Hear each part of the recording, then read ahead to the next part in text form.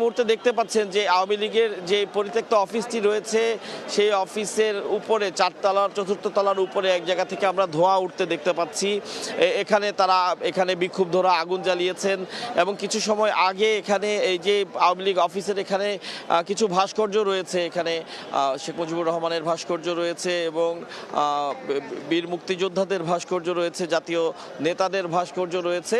বিক্ষুব্ধরা আমরা দেখেছি যে সেই ভাস্কর্যগুলো ইট দিয়ে ভেঙেছেন এবং এখনও একজন 5ম তলা এবং 4র্থ তলার মাঝে যে ভাস্কর্য সেই ভাস্কর্যতে ইট দিয়ে ভাঙছেন। এভাবেই আসলে এই যে তরুণ সমাজের যারা আজ এখানে জড়ো হয়েছেন তারা এভাবেই তাদের ক্ষোভ প্রকাশ করছেন এবং অতীতেও দেখা গেছে যে যখনই আসলে এই নিষিদ্ধ ঘোষিত সংগঠন আওয়ামী লীগ নতুন করে কোনো কর্মসূচি দেয় এবং মাঠে থাকার কোনো ঘোষণা বা হুঁশিয়ারি তারা দেয়, তার প্রেক্ষিতে এই তরুণ সমাজ তারা কিন্তু একতাবদ্ধ হয়ে অবস্থান নেন। এবং এর আগেও আমরা দেখেছি যে বিভিন্ন সময় যখন আওয়ামী লীগ কোনো না কোনো কর্মসূচি দিয়েছে তার প্রেক্ষিতে এই সাবেক বঙ্গবন্ধু অ্যাভিনিউ অর্থাৎ বর্তমান যে আবরার ফাহাদ অ্যাভিনিউ, এই অ্যাভিনিউতে আওয়ামী লীগের যে পরিত্যক্ত অফিসটি, এখানে আজকে যদি আগুন লাগানো হয়, যতটুকু আমাদের জানা আছে যে এ নিয়ে হয়তো 4র্থ দফা এখানে অগ্নিসংযোগ করা হয়েছে। অর্থাৎ বিক্ষুব্ধরা কিন্তু তাদের ক্ষোভ প্রকাশ থেকে বিরত নেই, তারা ক্ষোভ প্রকাশ করছেন। বিভিন্ন জায়গায়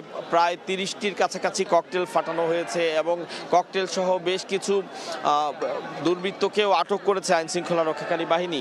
এবং আজ সকালে এই বঙ্গবন্ধু অ্যাভিনিউতে সকাল বলতে ঠিক 11:30-12টার দিকে যেমনটি একটি ঘটনা ঘটেছে আমরা জেনেছি, সেটি হচ্ছে যে এখানে ইসলামী ছাত্র শিবিরের নেতৃবৃন্দ এবং নেতাকর্মীরা তারা অবস্থান নিয়েছিলেন। এই সময় আওয়ামী লীগের 2 জন কর্মীকে তারা প্রথমে সন্দেহ করেন এবং পরবর্তীতে তাদের মোবাইল চেক করে তারা নিশ্চিত হন যে এরা আসলে আওয়ামী লীগ কর্মী এবং যার প্রেক্ষিতে তারা তাদেরকে মারধর করেছে এবং পরবর্তীতে তাদেরকে আইন শৃঙ্খলা রক্ষাকারী বাহিনীর হাতে সোপর্দ করেছে।